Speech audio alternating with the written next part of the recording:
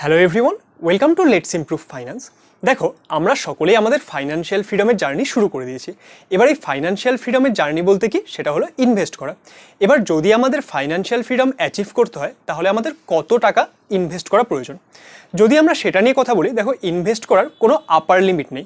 আমরা যত বেশি চাই তত ইনভেস্ট করতে পারি, কিন্তু এটা তো আর বললেই হয়ে যায় না যে যত টাকা চাইবো তত টাকা ইনভেস্ট করব, কারণ আমাদের সবার কাছে যে এখন টাকা আছে সেটা লিমিটেড।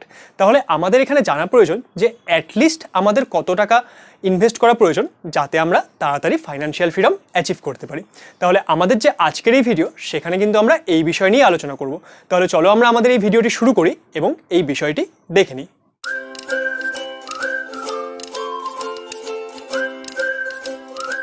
তাহলে আজকে আমরা কথা বলবো যে ফাইন্যান্সিয়াল ফ্রিডম অ্যাচিভ করতে হলে আমাদের মিনিমাম কত ইনভেস্ট করা প্রয়োজন। এখানে আমি যদি এই ব্যাপারটি বলতে চাই, এটাও কিন্তু পার্সেন্ট টু পার্সেন্ট ভ্যারি করবে। কারণ আমি ধরে নাও তোমাকে বলে দিলাম যে তোমার যদি ফাইন্যান্সিয়াল ফ্রিডম অ্যাচিভ করতে হয়, অ্যাটলিস্ট পার মান্থ তোমাকে 20,000 টাকা ইনভেস্ট করতে হবে। এবার ধরো তোমরা কি বলবে, আরে দাদা কি বলছো, আমার তো মাসের স্যালারি 15,000 টাকা, তাহলে আমি 20,000 টাকা ইনভেস্ট করবো কি করে? তাহলে এই সব ব্যাপারে তখন আমরা কি করব? দেখো, এখানে আমাদের ইনভেস্টিং সংক্রান্ত একটি রুল আছে, সেটা নিয়ে চলো আলোচনা করা যাক। ন্যাচারালি একটি রুল, সেটা খুবই ফেমাস। এই রুলটির নাম কি? এটা হলো 50-30-20 রুল। এবার এই যে 50-30-20 রুল, এখানে এই 50-30-20 বলতে কি বোঝায়? আমরা এখানে এক্সাম্পল হিসেবে ধরে নিচ্ছি এই আমার স্যালারি 20,000 টাকা। ওকে, তাহলে এই যে 20,000 টাকা, এটাকে আমি বলছি 100%, তাহলে এর 50% কত হয়ে যাচ্ছে? 50% হয়ে যাচ্ছে 10,000 টাকা।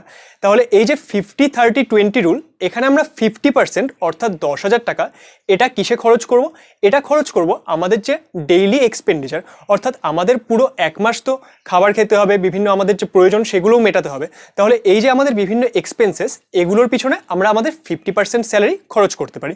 তাহলে এটা হয়ে গেল 50-30-20-র 50। তাহলে আমাদের যে 20,000 টাকা স্যালারি ছিল, তার 50% অর্থাৎ 10,000 টাকা, সেটা আমরা আমাদের ডেইলি এক্সপেন্ডিচারে খরচ করে দিলাম। নেক্সট আসছে আমাদের 30। এবার এই 50-30-20 এর তাহলে 30 কি বোঝায়? দেখো, আমরা এখানে ইনভেস্ট করছি কারণ আমরা ভবিষ্যতে ফাইন্যান্সিয়াল ফ্রিডম অ্যাচিভ করতে চাই। আমাদের যে টোটাল স্যালারি, তার 50% তো আমরা আমাদের ডেইলি নিডসে খরচ করে দিলাম। এবার আমরা ভবিষ্যতে গিয়ে ফাইন্যান্সিয়াল ফ্রিডম অ্যাচিভ করব, তখন আমরা একটা ভালো লাইফ কাটাবো, কিন্তু সেই আশায় কি আমরা এখন লাইফে কোনো রকম লাক্সারি রাখবো না, আমরা একদম খুব কঠোর লাইফ কাটাবো? সেটা তো নয়। আমাদের টার্গেট হলো সবসময়ই একটি ভালো লাইফ লিড করা। তাহলে আমাদের যে টোটাল স্যালারি, সেটা আমরা কত এক্সাম্পল নিয়েছি? 20,000। তার 30% অর্থাৎ 6,000 টাকা, সেটা আমরা কি করব? সেটা আমরা আমাদের বিভিন্ন লাক্সারি বা বিভিন্ন আমাদের যে ডিজায়ার, সেগুলো পূরণ করার জন্য ইউজ করতে পারি। তাহলে এটা হয়ে গেল আমাদের 50-30-20 এর 30। অ্যান্ড ফাইনালি যে 20%, এটা কিন্তু মাস্ট। এই 20% অর্থাৎ 20,000-এর যে আমাদের 20%, সেটা কত হচ্ছে? 4,000 রুপিস। সেটা আমাদের পার মান্থ সেভ করতেই হবে। এবার সেভ করা মানে কি? সেভ করা মানে কিন্তু আমরা সেটা সেভিংস অ্যাকাউন্টে দিয়ে দিব না। তার থেকে আমরা কি করব? আলাদা আলাদা যে ইনভেস্টিং, সেখানে আমরা আমাদের এই 4,000 টাকা ভাগ করে দিব। দেখো, এখানে আমরা 20,000 টাকা স্যালারির এক্সাম্পল নিয়েছে, সেই জন্য আমাদের যে ইনভেস্টমেন্ট, সেটা হচ্ছে 4,000 টাকা। এবার তোমার যদি স্যালারি বেশি হয়, তাহলে তোমার ইনভেস্টমেন্ট বেশি হবে। যদি তোমার স্যালারি কম হয়, তাহলে তোমার ইনভেস্টমেন্ট কম হবে। কিন্তু মনে রাখতে হবে, এই যে 20% অর্থাৎ টোটাল স্যালারির যে 20%, সেটা কিন্তু আমাকে ইনভেস্ট করতেই হবে।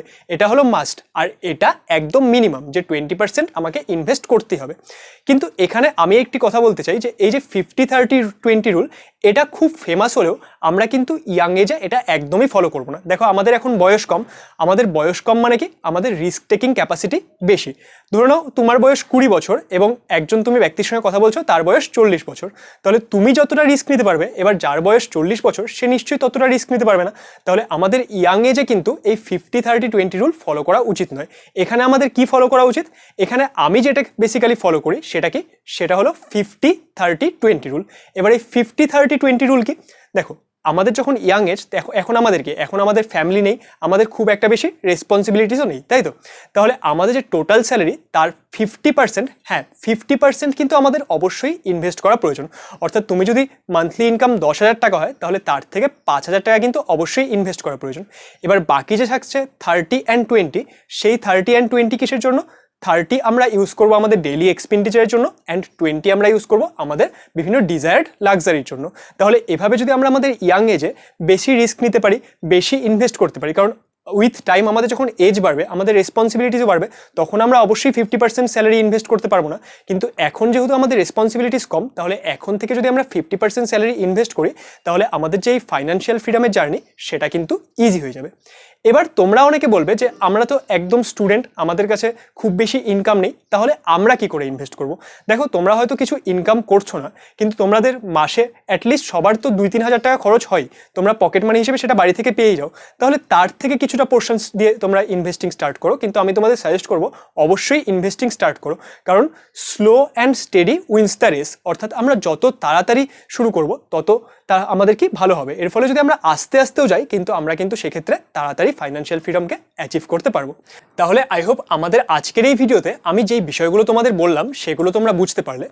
যদি ভিডিওটি ভালো লাগে তাহলে ভিডিওটিকে অবশ্যই লাইক করবে, এবং ইনভেস্টিং সংক্রান্ত এইসব বিভিন্ন বিষয় শেখার জন্য আমাদের চ্যানেল লেটস ইমপ্রুভ ফাইন্যান্সকে অবশ্যই সাবস্ক্রাইব করবে। Thank you.